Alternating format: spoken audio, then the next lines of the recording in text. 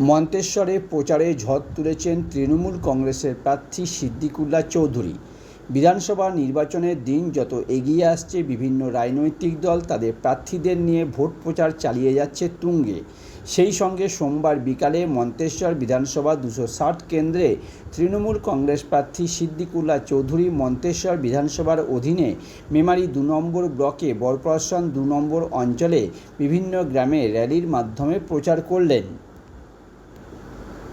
সর্বভারতীয় তৃণমূল কংগ্রেসের জোড়া ফুলের প্রতীক নিয়ে মমতা বন্দ্যোপাধ্যায়ের স্নেহধন্য প্রার্থী, কাজের মানুষ, কাছের মানুষ জনাব সিদ্দিকুল্লাহ চৌধুরী সাহেবের সমর্থনে বরপ্রশাসন 2 অঞ্চল তৃণমূল কংগ্রেসের নেতৃত্বে ভোট প্রচার।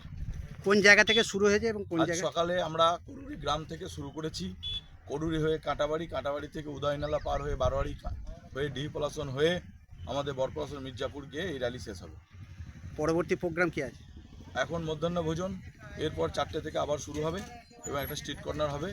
মানুষকে এসআইআর সম্পর্কে আমাদের প্রার্থী বার্তা দেবে এবং আমাদের সরকার গত 5 বছরে কি কি উন্নয়ন করেছে তার প্রত্যয়ন তুলে ধরবে।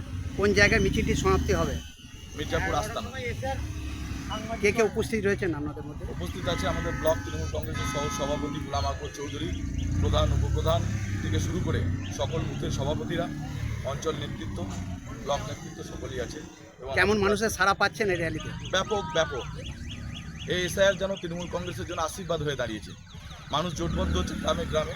যা বাপদাদুরা যা গত 50 বছর ধরে ভোট দিয়েছে, আজকে বিজেপি ভোট লুট করে গেছে লোকসভা নির্বাচনে এবং বিধানসভা নির্বাচনে এসে মানুষকে গণতন্ত্রে প্রমাণ দিতে হচ্ছে। এটা আমাদের কাছে একজন পশ্চিমবঙ্গ হিসাবে লজ্জার। আমরা বিজেপিকে ধিক্কার জানাই এবং বিজেপির পদ্মফুলের যে প্রার্থী আছে সেই তাকে জামানত জব্দ করে এখান থেকে পাঠাবো মন্তেশ্বরের মানুষ। আপনার নাম পরিচয়? আমি গফফর মল্লিক, পূর্ব বর্ধমান জেলা তৃণমূল যুব কংগ্রেসের সহসভাপতি। ধন্যবাদ।